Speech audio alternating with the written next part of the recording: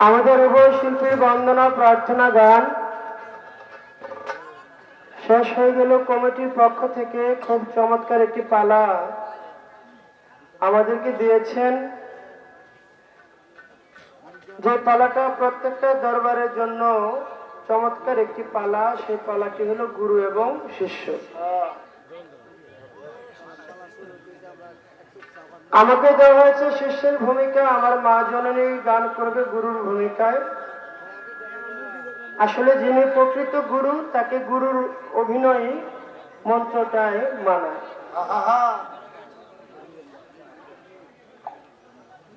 আমার মায়ের একটা জিনিস ভালো লাগে, মঞ্চের বাইরে ছেলে সন্তান যা আছে, স্বামী সন্তান যা আছে, সবাই আদর করবো, কিন্তু স্টেজের বেলায় কোনো আদর নাই। মানে স্টেজের বেলায় স্বামী হোক ছেলে হোক, স্টেজের বেলায় কোনো খাতির নাই। আর না হলে গুরু শিষ্য পালা, শিষ্যরা কি প্রথমে কেউ গুরু প্রশ্ন করে? হ্যাঁ, কারণ শিষ্য হইলো শিশু, সে বুঝে না কিছু। সে গুরুর কাছে গেছে, গুরুর পায়রবি করব, গুরুর কাছ থেকে কিছু শিখবো, তারপর হয়তো গুরু শিষ্যকে প্রশ্ন করতে পারে নাকি? আমি স্কুলে যদি না যাই, মাস্টারকে আমার প্রশ্ন করতে পারবো? অসম্ভব, অসম্ভব। তা আমি দাঁড়াইতে পারলাম না, মানে আমার বসার ব্যবস্থা করে দিচ্ছে। আর খালি কঠিন একটা প্রশ্ন যে এই দুনিয়ায় পৃথিবীতে প্রথম শিষ্য ছিল কে, এবং শিষ্যের রং কি, অবস্থান কোথায়? এটা যে আমার জিজ্ঞেসেন, আমার তো মনে হয় আমার যদি বাবা হ্যাঁ পারতো না।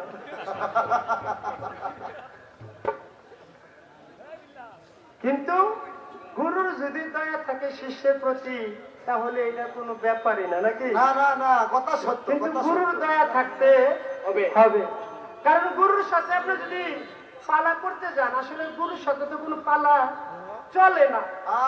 তারপরও স্টেজে দিয়েছে অভিনয় ক্ষেত্রে আমার পালা করতে হবে, তো যেখানে যেটা লাগে। কারণ আমি যদি গুরুকে একটা প্রশ্ন করি, তাও গুরুর দয়া ছাড়া এটা করা সম্ভব না, কথা সত্য। তাই আমার একটা গান থাকবে আগে, আমি জবাব করার চেষ্টা করব। একটি গান আমার গুরুর চরণে থাকবে। আসলে ছেলে হিসেবে মাকে কথা বলে কোনো কষ্ট দেওয়ার ইচ্ছা আমার নাই, কিন্তু পালা দিলে তো পালার দিক দিয়ে আমার কথা বলতে হবে হবে। আর মাজন ফুলারে মায়া করছে না, ফুলায় মায়া করে লাভ কি, জানতো বাসে তুই? তা আমার ভাই বলছে যে আপনারা পালা করবেন, ওই শুরু থেকে একবারে কলেজ থেকে না, একবার ইউনিভার্সিটি থেকে। বাবা, গুরু শিষ্য পালাটা এখানে অনেক নতুন প্রজন্মের কিছু ছেলেরা আছে যারা গুরু শিষ্য পালা সম্পর্কে কোনো ধারণা নাই।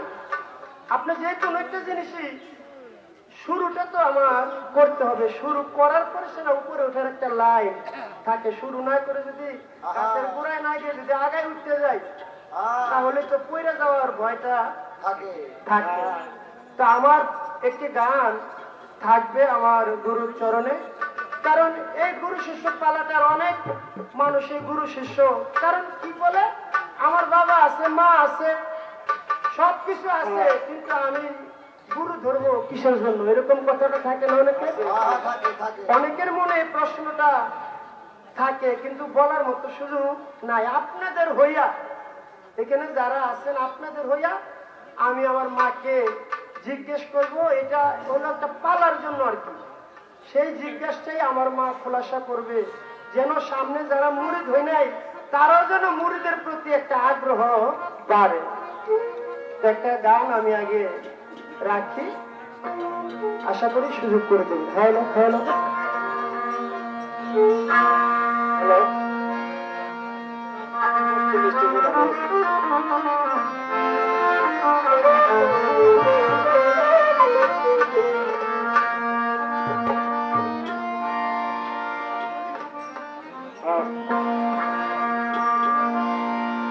আমি মুরিদ হব কেমনে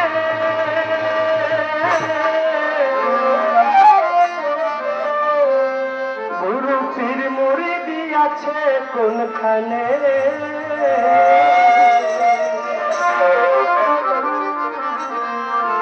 আসল পীরের নমুনা কি আসল পীরের নমুনা কি চিনব আমি কেমনে পীর মুরিদি আছে কোনখানে আমি মুরিদ হব কেমনে গো মুরিদ হব কেমনে পীর মুরিদি আছে কোনখানে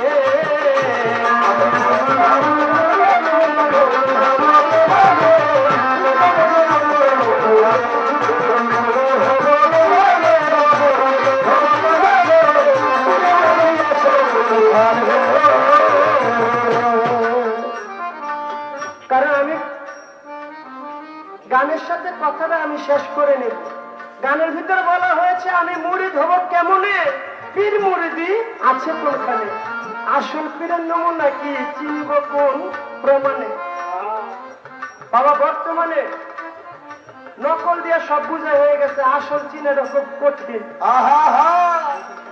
তাই দয়াল আমি যে মুরিদ হব এই মুরিদের কথাটা পবিত্র কোরআন শরীফের ভিতরে কোথায় আছে অনেকে হাদিস মানে না তো আমরা হাদিস মানি না কোরআনে যেটা আছে ওই মানি তাই আপনি কোরআন মতে আমাদেরকে মীমাংসা করবেন এই পীর মুরিদের কথা পবিত্র কোরআন শরীফের কোথায় আছে এবং আসল পীরের নমুনা কি চিনব কোন প্রমাণে আমি কেমনে চিনব উনি যে একজন আসল পীর তাই সেই বিষয়গুলা দয়াল আপনি আমাদেরকে বলে দিবেন আমি মুরিদ হব কেমনে গো মুরিদ হব কেমনে পীর মুরিদি আছে কোনখানে আমি মুরিদ হব কেমনে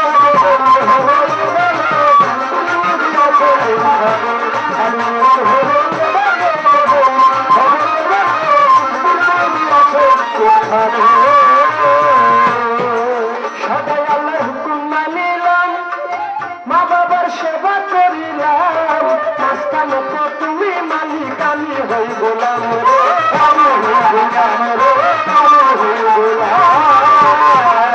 সবাই আল্লাহর হুকুম মানিলাম সকলের সেবা করিলাম মাস্টার মতো তুমি মালিক আমি হই গোলাম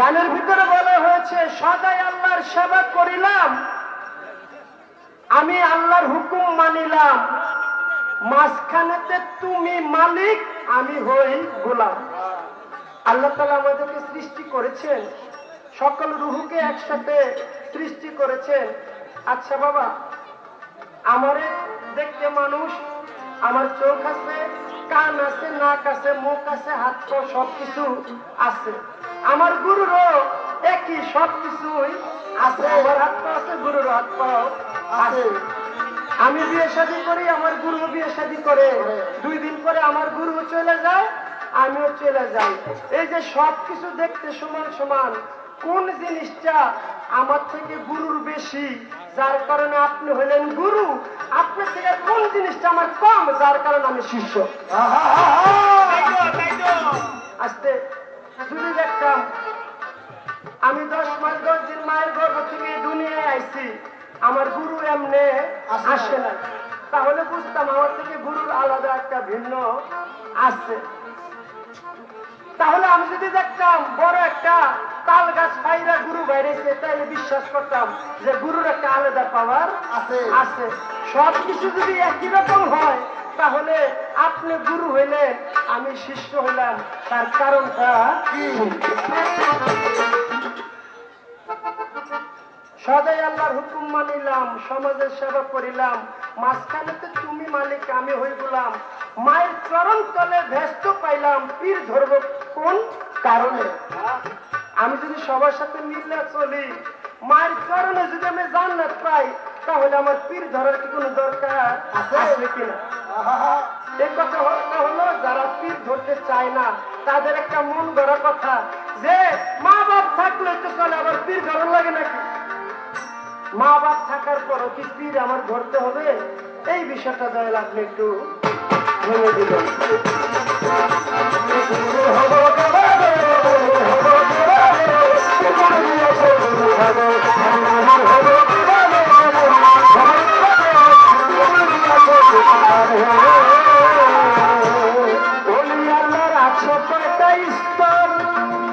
আমি জানতে চাই খবর, ইমান কজন হাজি কজন গাউসের খবর।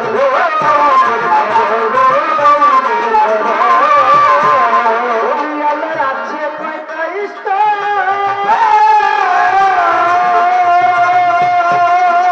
আমি জানতে চাই খবর।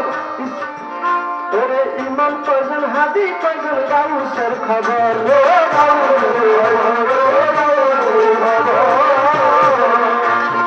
ইসলামের সংস্কার কজন, ইসলামের সংস্কার কজন, কুতুব কজন কোনখানে, মুরিদ আছে কোনখানে? আমি মুরিদ হব কেমনে গো, মুরিদ হব কেমনে? মুরিদ আছে কোনখানে?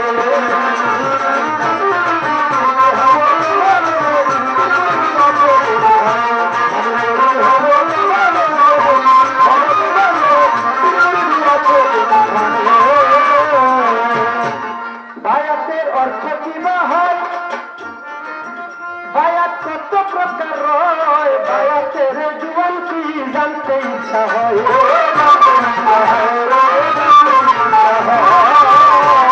বায়াতের অর্থ কি বা হয়? বায়াত কত প্রকার হয়? বায়াতের জুয়ান কি জানতে ইচ্ছা হয়?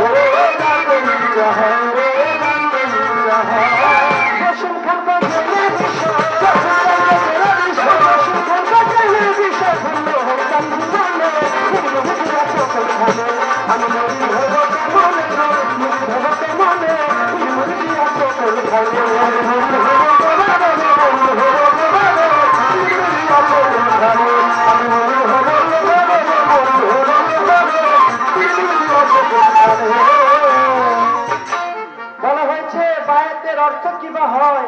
বায়াত কত প্রকার রয়? বায়াতের রেদওয়ান কি জানতে ইচ্ছা হয়? আমরা মুরিদ হইলাম একটা দরবারে, কেউ যদি জিজ্ঞেস করে তুমি যে ভাই মুরিদ হইলা, কোন তরিকায় মুরিদ হইলা? অনেকে আমরা বলতে পারি না। যদি না বলতে পারি এটা তো ভক্তের নামের কলঙ্ক। তাহলে দয়াল বায়াত, এই বায়াতের অর্থ কি বা এবং বায়াত কত প্রকার হয়? বায়াতে রেদওয়ান কি? এই তো আমার দয়ালের কাছে কিছু জানিতে বাসনা, আমার গুরুজি দয়া করে বলিবে এখন। আমার কাছে প্রশ্ন করে কথা ভুলি নাই, আমি আস্তে ধীরে তাহার কথার জবাব দিতে চাই। যদি আমি সৃষ্টির জগৎ থেকে বলি, প্রথম শিষ্য আমার দয়াল নবী, জানিবেন সবাই। কারণ আল্লাহ তাআলা বলেছিল, কি বলেছ ভাই? আল্লাহ তাআলা নূরকে সৃষ্টি করে বলেছিল, আওয়ালু মা খালাকুল্লাহ মিন নূরি, হে নূরি নূর, তুমি বলো আমি কি তোমার প্রভু নয়? নূরে বলে আনতা, তুমি তোমার, আমি আমার। আল্লাহ তাআলা আবার জিজ্ঞেস করলো, আওয়ালু মা খালাকুল্লাহ মিন নূরি, হে নূর, তুমি বলো আমি কি তোমার প্রভু নয়? নূরে বলেন না। যখন আবার প্রশ্ন করলো, আওয়ালু মা খালাকুল্লাহ মিন নূরি, নূর থেকে জবাব আসলো, ইয়া কালুবালা, আমি তোমার সৃষ্টি, তুমি আমার প্রভু। সেখানে হইল প্রথম শিষ্য আমার দয়াল নবী, শুনিবেন সবাই। মানব জাতির প্রথম আমার আদম বাবা শুনিবেন সবাই। এই মানব জাতির ভিতরে প্রথম শিষ্য হইল বাবা আদম। আর শিষ্যের রং কি বাবা? মুরিদের এক নাম হলো মরা, আর মরা যারা তাদের রংটা থাকে বাবা সবসময় সাদা, নাকি? সেই মুরিদের রং, ভক্তের শিষ্যের রং হলো সাদা। এই তো তার কথা ছিল, আর তো কথা নাই। ছোট একটি গান করিয়া বসে পড়তে চাই। বারবার হতে দিছে একটা মালা, এই মালার জ্বালা সহার মতো শক্তি আমার ভাবে না। কারণ গুরু যারা এই জগতে তাদের জ্বালার অভাব নাই। আমার গুরুজির গলায় এই মালাটা আমি পরিয়ে দিতে চাই। গুরু যদি কবুল করে আমার কোনো চিন্তা ভাবনা নাই। তাই আমার মায়ের চরণে আমার মালা আমি যাবো যে রাখিয়া। আশা করি দয়াল আমায় নিবে পার করিয়া।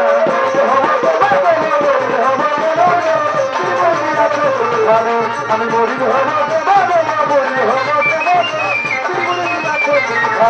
আমি বলি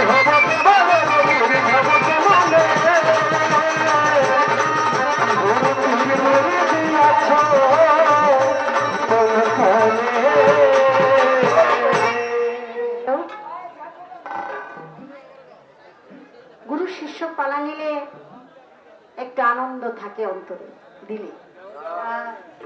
আজকে যেভাবে প্রথমেই আমাদের মধ্যে কিলাকিলি শুরু হয়ে গেছে।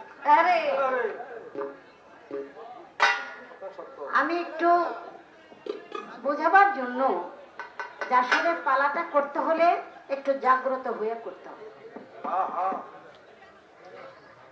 কিন্তু সেই কথাটা একটু অনুরাগ হয়ে আমাদের ইয়ামিন সরকার এমন জটিলতা বাধায় গেল, এটা আসলে উচিত না। আমারে দিয়া খাটাইয়া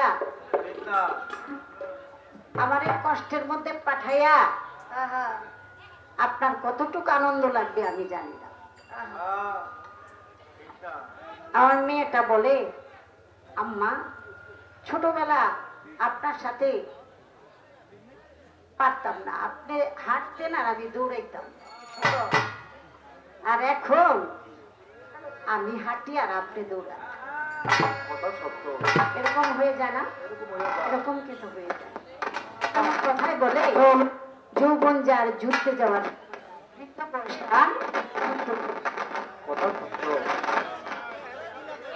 যৌবন যার যুদ্ধে যাওয়ার সময় তার বৃদ্ধ বয়সে আর যুদ্ধ চলে না। কারণ যে ঘরে দুশ্মন, যে ঘরে ধন সে ঘরে দুশ্মন। এজন্য বেড়া গোড়া আইট করে তবে ফাইট করা লাগে। যে ঘরে ধন নাই সে ঘরে বেড়া গোড়া থাকলেই কি হ্যাঁ। এজন্য জ্ঞানীরা বলে, চামড়া থাকতে টাইট আল্লাহর লগে দেও ভাই, আর যখন চামড়া হয়ে যায় ঢিল তখন আল্লাহর লগে দিতে যাও নি। যৌবন কালে কত রঙে খেলে, মা বাবা কত অনুরোধ করে, তারপরও কথা শুনে না, রাত বেড়াতে কই কই চলে যায়। আর যখন সংসার করে ছেলে মেয়ে হয়ে যায়, বৃদ্ধ হয়ে যায়, তখন দেখে সবাই তারে ধিক্কার। আগের মতো শক্তি নাই, কর্ম করতে পারে না। বেশি সময় ঘরে কাশতে কাশতে চিরিমসি করে। বৌমা যায় বেজার হইয়া, কারণ আরেকজনের বাপের কাশ ধুইতে বেশি একটা ভাল লাগে। কথা সত্য। ও স্বামীর গলা ধরে কয়, একটা কাম করো না, আব্বাই বুড়ো হয়ে গেছে গা, হ্যাঁ একটু তাবলিকে বাড়াই দেও না। বাবা বেদবি নিয়ে না, হ্যাঁ আল্লাহ বিল্লাহ একটু কই যাবো, বুড়ো হয়ে গেছে না। আসলে বাবারে তাবলিকে পাঠাই দাও। বউ তো ঠিকই কইছে। আসলে বউ কি বালা লেগে কইছে? বউ কইছে বুড়া কালে জানি দূরে দূরেই থাকি। হ্যার জানি এই বুড়ার যন্ত্রণা না অনেক সময় কাপড় চোপড় নষ্ট হয়ে যায়। তা আসলে কিন্তু তারে তাবলিকের উদ্দেশ্যে না, তারে হলো বাড়ি ছাড়া করা যায়। আরে আল্লাহ কয় একটা যুবক পরিপূর্ণ যৌবন তার গায়, সে যদি একটা ঘন্টা আমাকে নিয়ে চিন্তা ভাবনা করে আমার কথা ভাবে, তাহলে আমি খুব শান্তি হয়ে যাই, সন্তুষ্ট হয়ে যাই। আর 60 বছর 70 বছর বৃদ্ধ ও যদি 40 রাত আল্লাহ আল্লাহ কয় তবু বেশি মজা লাগে না। কারণ ওরে কেউ এখন ভালোবাসে না, এই দুঃখে আল্লাহ আল্লাহ কয়। আর যদি কেউ ওরে আগের মতো ভালোবাসতো এখনো আল্লাহর নাম নিত না, নিত না। এজন্য আল্লাহ বলে রস থাকতে বশ করতে হয়, রস ফুরে গেলে।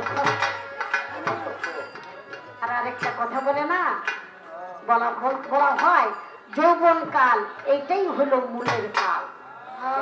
এর জন্য রাখতে হয় খেয়াল, দিতে হয় দেয়াল যাতে ঢুকতে না পারে শিয়াল। বাবারে যৌবন কাল সেটাই হলো জোয়ার, ওইটাই হলো পাওয়ার। আর ওই সময় মালিকের কাছে সময় যাওয়া। আমরা যেন সেই যৌবন কালটাকে বুঝতে পারি এবং চিনতে পারি, যেখানে আমানত 16 আনা পরিপূর্ণ, চোখের জ্যোতি, কানের সড়ক শুনতে পাই, মুখে বলতে পারি, হাতে ধরতে পারি, পায়ে চলতে পারি, শক্তি পাওয়ার। এই শক্তিতে আমার সেই পরম শক্তির নৈকট্য লাভ করতে হবে। আমি যখন পরম নির্ভরশীল হয়ে যাই, এই যে এখন ফাল দিয়ে উঠতে পারি না, একজনের হাতে ঘর দিয়ে আমার ওঠা লাগে, এখন আমি পরম নির্ভরশীল। আগের মতো সেই শক্তি আমার শরীরে নাই, তাই আমি একা একা চলতে পারি না, আমি আবার পরমের সাথে দেখা করি। সেই জন্য বাবা যৌবনের কাল সময় থাকতে একজন কামিল গুরুর পাইরবি। যখন লেজা হয়ে যায় তখন আর গুরুর পাইরবি করার সময় থাকে। আমি ছোট একটা গান গেয়ে যাব। বিচার বাউল গানের এক একটা ছন্দের অনেক অর্থ, এত অর্থ বলবো না কারণ সীমিত সময়। আমি গেয়ে যাব, আপনাদের যাদের মুখ আমি সামনে দেখি আপনাদের সেই বিষয়গুলি ঠুটস্থ মুখস্থ করবে। আর আমার জালাল দেওয়ান কাকা, সে ছিল বিখ্যাত একজন বাউল। এখন আছেন আমার সেই লালবিয়া কাকা, তাদের পাশাপাশি আপনারা তারই ভাই, তারই চাচা, বাবা, বন্ধু বান্ধব, আপনাদের সেই বিষয়গুলি অবশ্যই জানা। আমি সেই নেত্রকোনা সিংহের গায়ের আল্লাহর একজন ওলি জালালউদ্দিন খাঁ রহমতুল্লাহ আলাইহি, তার মুখ দৃষ্টিতে একটি কালাম আমি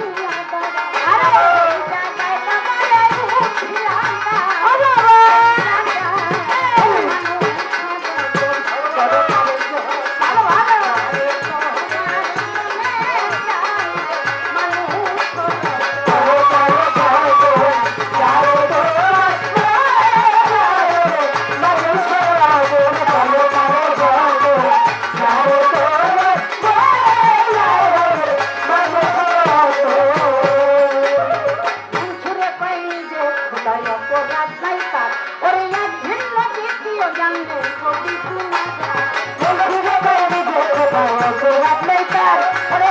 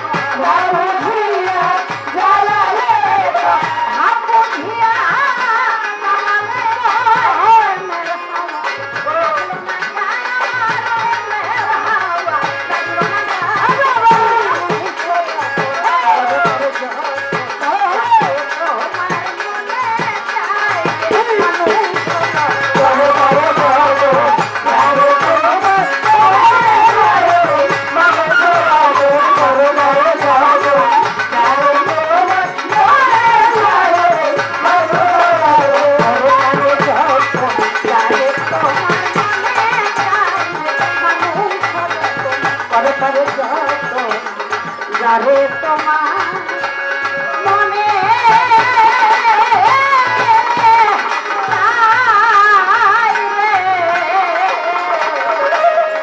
ভবে মা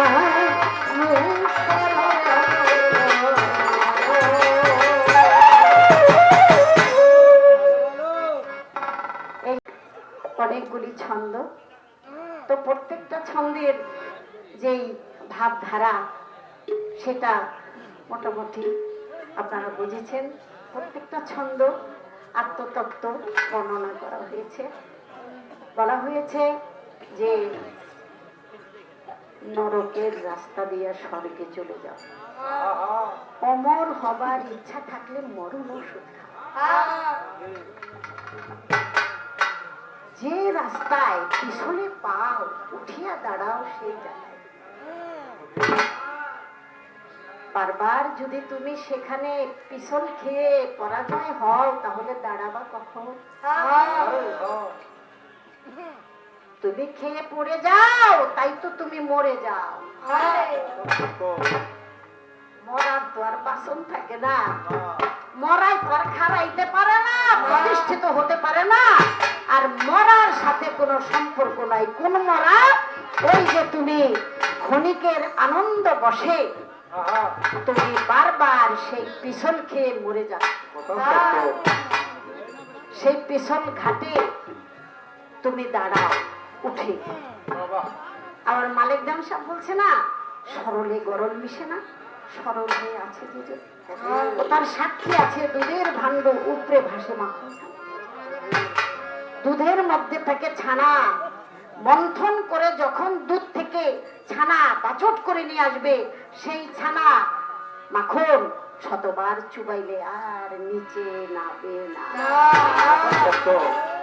তাই তুমি একজন সাধু গুরুর সঙ্গ করে তুমি তার পাইরবি করে তার গোলামি করে তোমার কাম ক্রোধ লোভ মায়া মত মাৎসর্য সকল আমিত্বকে তার চরণে বিসর্জন দাও। তার চরণ স্পর্শ করে তোমার মাঝে যখন পাঠায় দেবে তখন এই ষড়রিপু আর ষড়যন্ত্র করতে পারবে না। তারা হয়ে যাবে তোমার অনুগত, তারা হবে তোমার ভক্ত।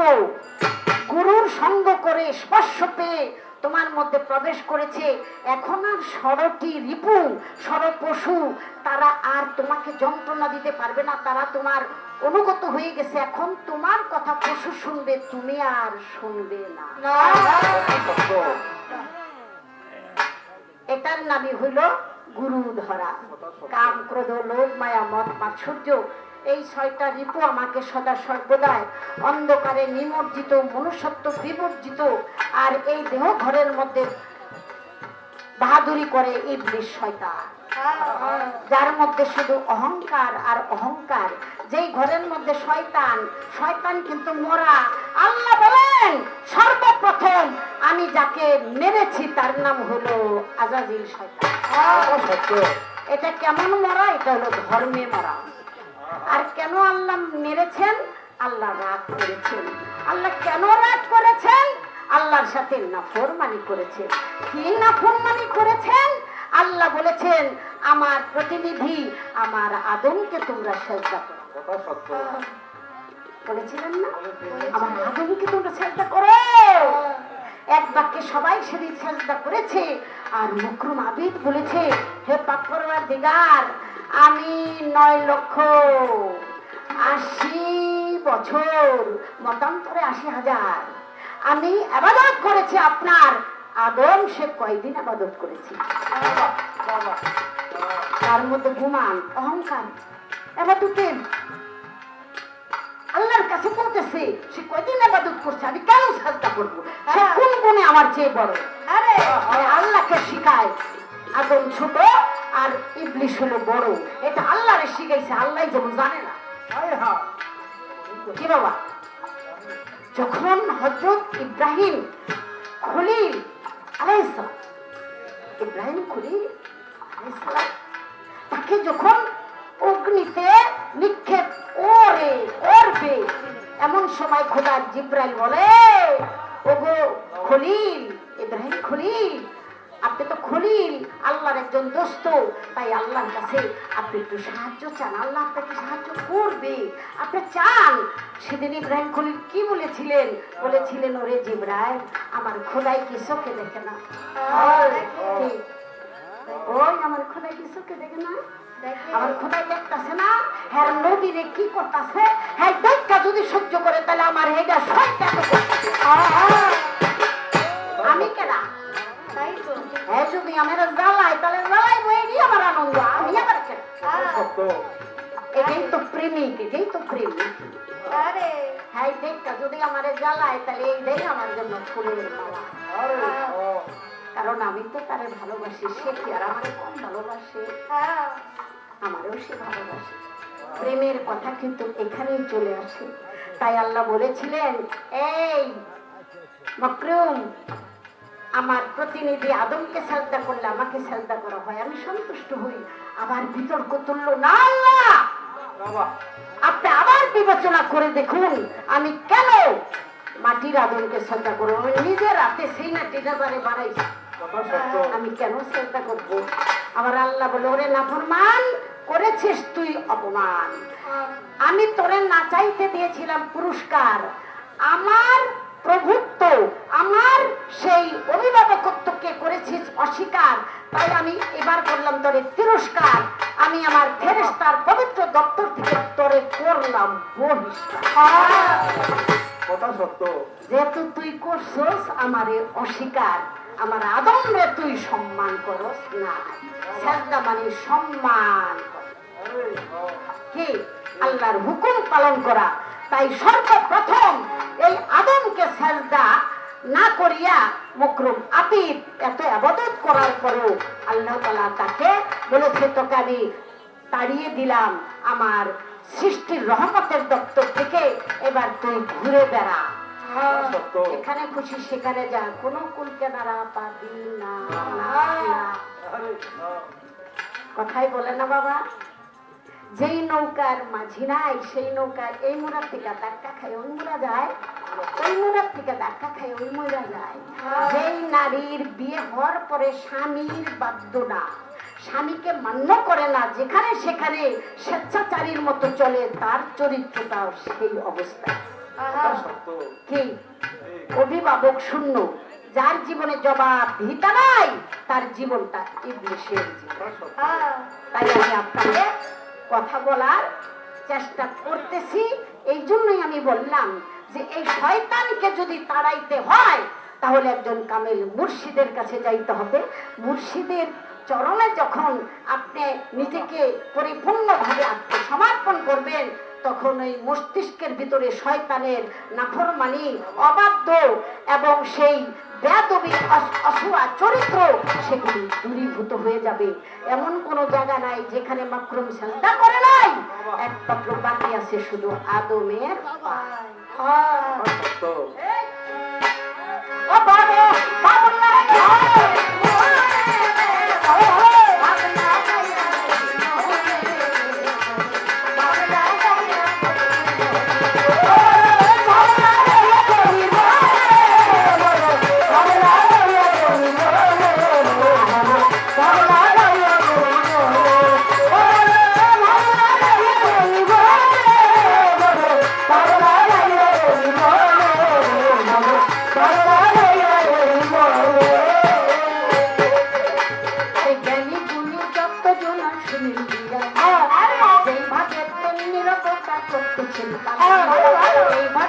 সবাই মিলে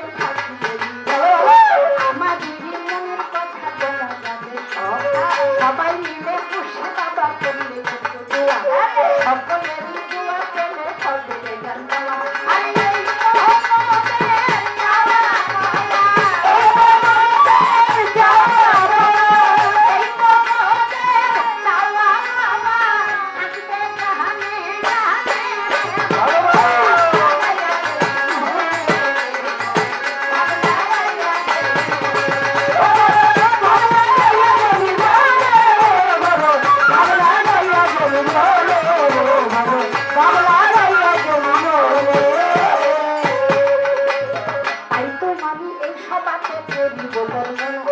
গুরুর কাছে না গেলে শয়তান দূরে যাবে, মুর্শিদেরই কাছে যাইয়া চরণ ছুটাবে, না হইলে দেহ থেকে শয়তান তাড়াইবে।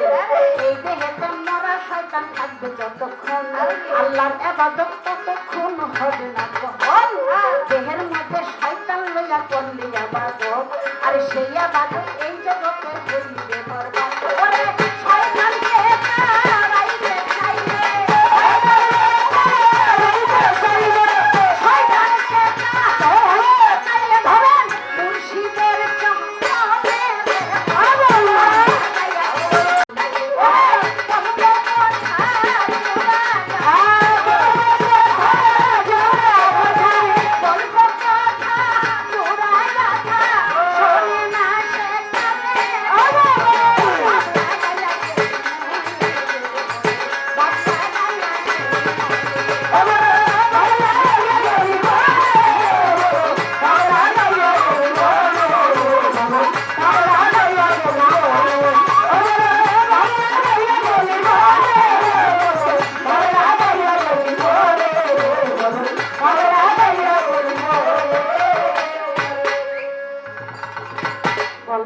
মোটামুটি হইয়া গেল সারা।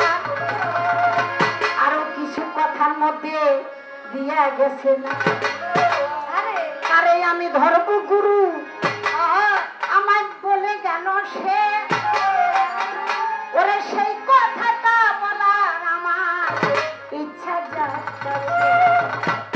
বলেছি না, মানুষ রতন করতারে যতন তোমার মনে যারে।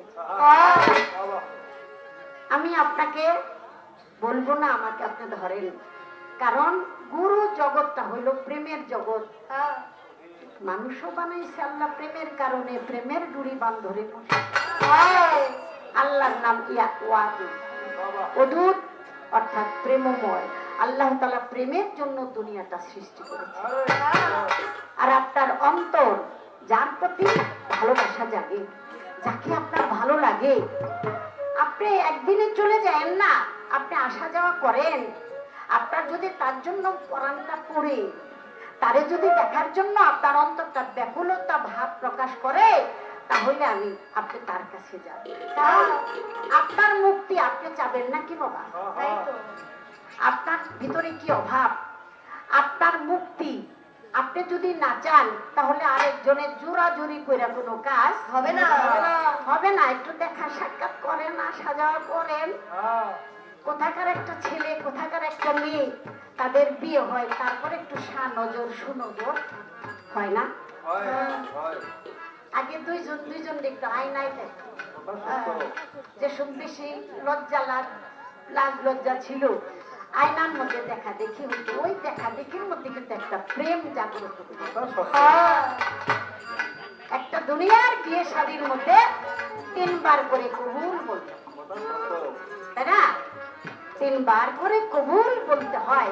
অতএব আপনি যার কাছে বায়াত হবেন, আপনি দেখেন, আপনি আসা যাওয়া করেন, তার কাজ কর্ম, তার আদর্শ, তার নিয়ম নীতি, তার চলা বলা আপনার যদি ভালো লাগে, তাহলে আপনার কথা সত্য। আপনার যারে ভালো লাগে, যারে তোমার মনে চায়, সত্য। ভক্তি বিশ্বাস প্রেম একাধারে 3, যাহারই কাছেতে আছে থাকো তার অধীন। সত্য। আমাকে যখন সে ভক্তি দেয়, আমি কি আর ভক্তি না দেই? আমিও তো মাথাটা নিচু করি, তাহলে আদান প্রদান হয় না? হয় হয়। প্রেম দিয়া প্রেম বিনিময়, এখানে আর দুনিয়ার কোনো কিছু দিয়া বিনিময় হয় না, এটা প্রেমের বিনিময়। তাই দুইজন দুইজনকে ভক্তি দেয়, দুইজন দুইজনের প্রতি কি হয়? প্রেমের একটা আদান প্রদান, এটা বলে বিক্রয়। বায়াত শব্দের অর্থ বিক্রয়। কথা সত্য।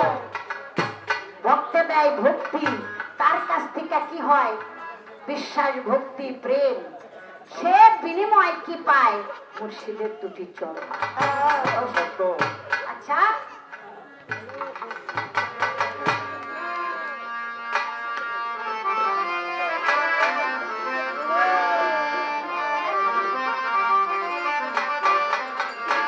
যার সাথে নাই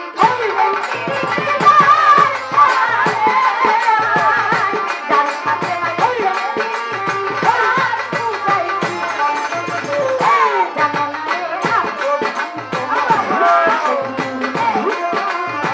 রে জানো না রে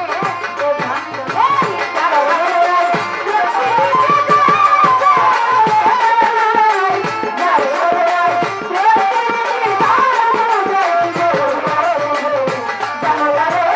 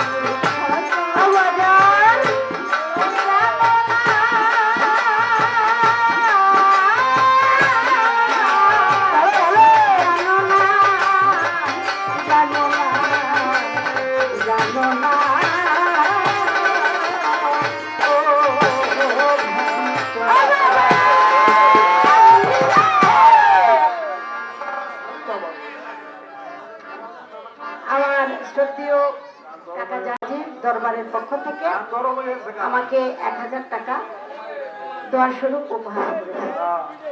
আমি দরবারে ভক্তি শ্রদ্ধা রাখি। তো আসলে এই গানটি কথা প্রসঙ্গে চলে আসছে, যেহেতু আপনারা বিচার বাউল গান পালা গান শুনে থাকেন, কোন কথা পরিপ্রেক্ষিতে কোনটা আসে এটা চলে আসে।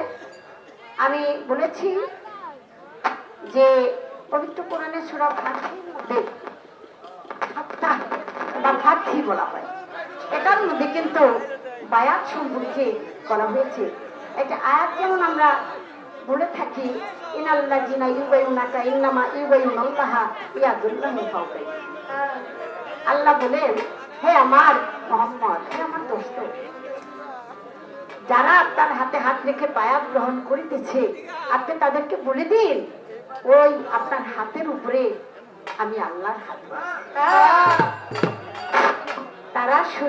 তারা আপনার হাতের উপরে হাত রেখে বায়াত হচ্ছে, কিন্তু ওই হাতের উপরে আমি আল্লাহর হাত আছে, তারা আল্লাহর হাতে হাত রেখে বায়াত হচ্ছে।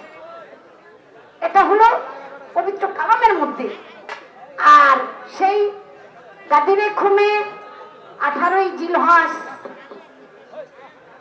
আমার মাওলা আলী করিমুল্লাহ অজু বিদায় হজে আমার দয়াল নবী বলেছিলেন, বিদায় বিদায় বিদায়। দীর্ঘ সময় তোমাদের সাথে কাটিয়েছি, আমার যাবার বার্তা এসেছে, আমি থাকবো না তোমাদের মাঝে বেশি, আমি বিদায় হব। তাই রেখে গেলাম আহলে বায়াত কোরআন এবং আহলে বায়াত। আহলে বায়াত কারা? আমার মাওলা আলী করিমুল্লাহ ওয়াজহু, আমার মা ফাতেমা জোহরা আলাইহিস সালাম, আমার ইমাম হাসান হোসেন আলাইহিস সালাম, এই আহলে বায়াত পাক পাঞ্জাতুন। আর আল্লাহ রাসূল বলেছেন, আজ থেকে জেনে রাখো, আমি যার মাওলা আমার আলী তার মাওলা, আমি যার মাওলা আমার আলী তার মাওলা। অতএব আমার হাতে হাত রেখে যারা বায়াত হয়েছো, সেটা নবুয়তের বায়াত। আর আজ থেকে আমার বিদায়ের পরে চলে আসবে বেলায়েত। অতএব বেলায়েতের হাত হলো মাওলা আলীর হাত। আজ সবাই মিলে আমার আলীর হাতে হাত রেখে দেবো। সেই থেকে ওলিয়া উলিয়া বেলায়েতের বায়াত শুরু হয়ে গেল। নবুয়তের বায়াতের একটা সীমাবদ্ধতা টানা হয়েছে, কিন্তু যেটা নাকি বেলায়েতের বায়াত, এটা একেবারে সেই কিয়ামত পর্যন্ত চলবে। এটার আর কোনো সীমা রেখা দেওয়া হয় নাই। আহলে বায়াত পাক পাঞ্জাতনের ধারাবাহিকতা শাখা নিয়ে যারা নাকি দুনিয়ার মধ্যে কিরিকিরি করে বা প্রতিনিধিত্ব করে, যারা নাকি পীর মুর্শিদ, আপনি ওই আহলে বায়াত পাক পাঞ্জাতনের অনুসারী যারা, তাদের হাতে হাত রেখে বায়াত যদি হন, তাহলে মালিক আপনাকে কবুল করবে। আমি এইটুকুই কথা বললাম এই তরিকার বিষয় আদি। আমার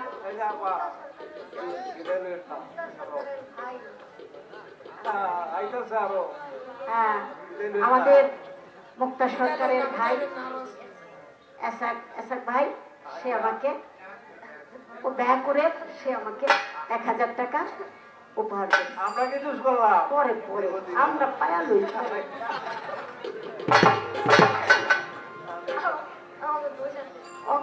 সহ্য হইতেছে না। দিব দিব। আমি এখানে বলার চেষ্টা করলাম, বায়াত মোটামুটি 6 প্রকার। আমার দয়াল নবী যখন ওই যে নবুয়ত প্রাপ্ত হইয়া গুহার মধ্য থেকে চলে আসলেন, সর্বপ্রথম কালেমার দাওয়াত আপনারা তো জানেন কে কবুল করেছেন, সেটা হলো আমার দয়াল নবী সহধর্মিণী মা খাদিজাতুল কুবরা।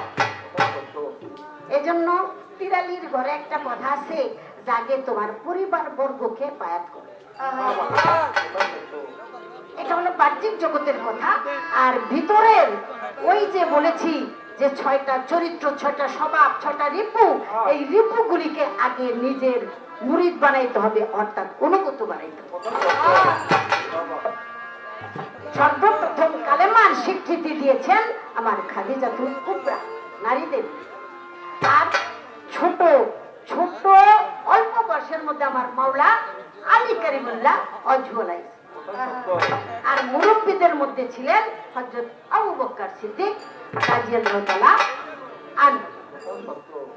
ধারাবাহিকতা এইভাবে চলে আসছে। সেটার নাম হলো ইসলাম গ্রহণের বায়াত। তারপরে চলে আসছে বায়াতে খেলাফত। যখন খেলাফতের উপযোগী হয়ে যায় তখন তাকে ওই হাতে হাত রেখেই বা একটা কিছু দিয়ে কুত্তা দিয়ে বা একটা পাগড়ি দিয়ে তাকে ওই খেলাফত, ওইটাও একটা বায়াত। তারপরে বলা হয়েছে বায়াতে জিহাদ। সেটার কি জিহাদ জানেন? জিহাদে আকবার। সেটা হলো প্রকৃতির সাথে, সেটা হলো নফসের সাথে। আরেকজনের রক্ত ঝরাইয়া না, নিজের রক্ত অন্যায় অবৈধ পথে কত যে ঝরাইতাছি, ওইটা থেকে নিজেকে রোধ করে। এই হিসাব নিকাশ গুলি এটা বলা হয়েছে বায়াতে জিহাদ। তারপরে বায়াতে তওবা, সদা সর্বদা অনুতপ্ত, অনুশোচনা। যেদিন আমি আমার মুর্শিদের হাতে হাত রেখে তওবা পাঠ করলাম, সেদিন থেকে মুর্শিদ ওয়াদা করাইলো, আজ থেকে তুমি নিষ্পাপ, নিষ্কলঙ্ক, পবিত্র, আজকে তোমার তরিকার জগতে জন্মগ্রহণ। সেদিন থেকে তরিকার জগতের আপনি শিশু। মুর্শিদের হাতে হাত রেখে আপনি তওবা করেছেন। এজন্য আপনার গুরু ভাই আছে, একদিন আগেও যদি আপনার বায়াত হয়, সে আপনার বড় ভাই। এটা কিন্তু মনে রাখতে হবে। তার সাথে আপনি উচ্চ বাচ্চ কথা বলতে পারবেন না, কারণ এক মুহূর্তের জন্য হলো আপনার যে সে মুর্শিদের মুখখানি দর্শন বেশি। এই আদবটা আমাদের মানতে হবে। আশা করি আমি বলার চেষ্টা করলাম। বায়াতে বলা হয়েছে সামা, আর বায়াতে তাসাউফ অর্থাৎ অনুগত। আমি এইভাবে বললাম। বায়াতে রেদওয়ান, আমার দয়াল নবী একবার কি বলেছিলেন যে উসমান গনিকে ওই জায়গায় পাঠাইলাম, অনেকে বলে তাকে হত্যা করা হয়েছে। আমার দয়াল নবী একটা কুল বৃক্ষের নিচে তখন সবার হাতে হাত রেখে বললো যে ওয়াদা করো তোমরা, আমরা অবশ্যই এটার প্রতিকার করব। আমার দয়াল নবী এক হাত আরেক হাতের উপরে দিয়ে বললেন যে এই হাত জেনে রাখো, এটা উসমান গনি। সেটা হলো বায়াতে রেদওয়ান। আশা করি আমি শেষ করার চেষ্টা করলাম। এবার আরেকটি গান না করে ঠাস করে বসে পড়লে বাবার কাছে একটা কথা জানতে চাই। আপনি বলেন, একটু কড়া করে দিবেন। এক ভক্তের একটু ভুলের জন্য, এক ভক্তর ভুলের জন্য মুর্শিদ কেবলা দুইটা হাত অবশ্যই। আমার প্রথম প্রশ্ন করছে, আমার কিন্তু মাথায় কোলে নেই, খাতা বাইর করে আউশ করে কি বাচ্চা জন্ম দিছি রে বাবা। তাই আমার জানার দরকার সেই ভক্তটাকে যার ভুলের জন্য মুর্শিদের দুইটা হাত অবশ্যই।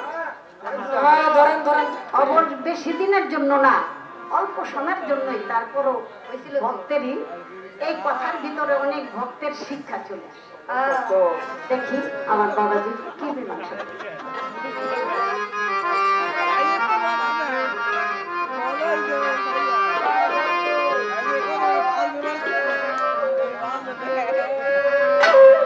অনেক চমৎকার। আমার গুরুজি যা কথা ছিল কোনো কিছু অপূর্ণ রাখে নাই।